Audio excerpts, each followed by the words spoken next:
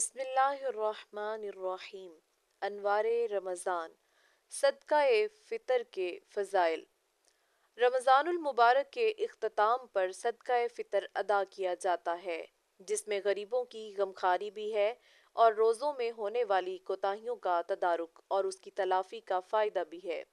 نبی کریم صلی اللہ علیہ وسلم نے اس کا حکم بھی دیا ہے اور اس کے فضائل و فوائد بھی ذکر کیے ہیں۔ نمبر 1، صدقہ فطر روزوں میں ہونے والی کوتاہیوں کی تلافی کا ذریعہ ہے۔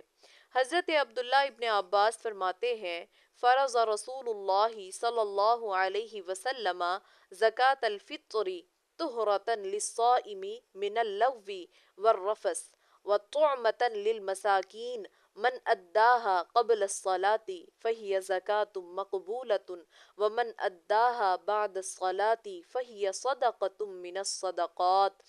رسول اللہ صلی اللہ علیہ وسلم نے صدقہ فطر روزے داروں کو بیکار اور بیہودہ باتوں سے پاکیزگی اور مساکین کو کھلانے یعنی ان کی مدد وغیرہ کے لیے مقرر فرمایا۔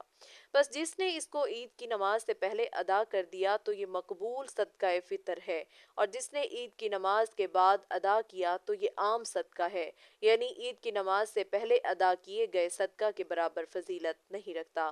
ابو داؤد 1609۔ 2، صدقہ فطر سے غرباء و مساکین کے لیے کھانے کا انتظام ہوتا ہے۔ ماقبل ذکر کردہ ابو داؤد کی حدیث میں صدقہ فطر کا ایک فائدہ وطعمة للمساکین بھی ذکر کیا گیا ہے، جس کا مطلب یہ ہے کہ صدقہ فطر کے ذریعے غریب و مسکین کے کھانے کا بھی انتظام ہو جاتا ہے اور اس کی مدد ہوتی ہے، وہ بھی کسی نہ کسی طور پر اپنے گھر والوں کے ساتھ عید الفطر کی خوشیوں میں شریک ہو جاتا ہے۔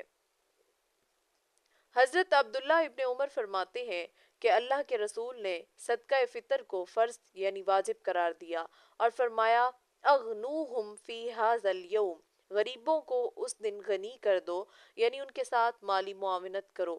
دارقطنی 2133۔ نمبر 3، صدقہ فطر روزوں کی قبولیت کا ذریعہ ہے۔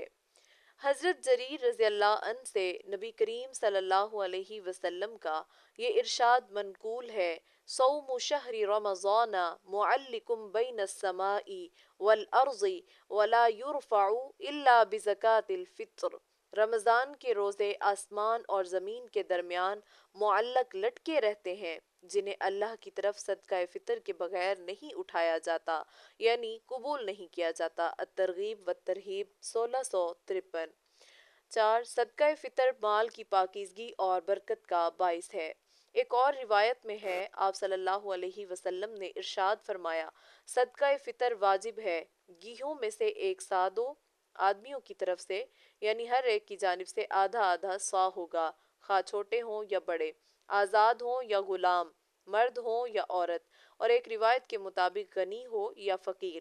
اس کے بعد آپ صلی اللہ علیہ وسلم کا ارشاد فرمایا، اما غنیکم فیزکیہ اللہ واما فقیرکم فیرد اللہ تعالی علیہ اکثر مما اعطی۔ غنی کا معاملہ یہ ہے کہ اللہ تعالیٰ اس مالدار کو تو صدقہ فطر ادا کرنے کی وجہ سے پاکیزہ بنا دیتا ہے، اور فقیر جو مالک نصاب نہ ہو اس کو اس سے زیادہ عنایت فرماتا ہے جتنا اس نے صدقہ فطر کے طور پر دیا ہے۔ ابو داؤد 1619۔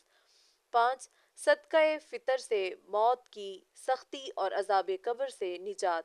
حضرات فقہائے کرام فرماتے ہیں، فی صدقۃ الفطر ثلاثۃ اشیاء، قبول الصوم والفلاح والنجاۃ من سکرات الموت وعذاب القبر۔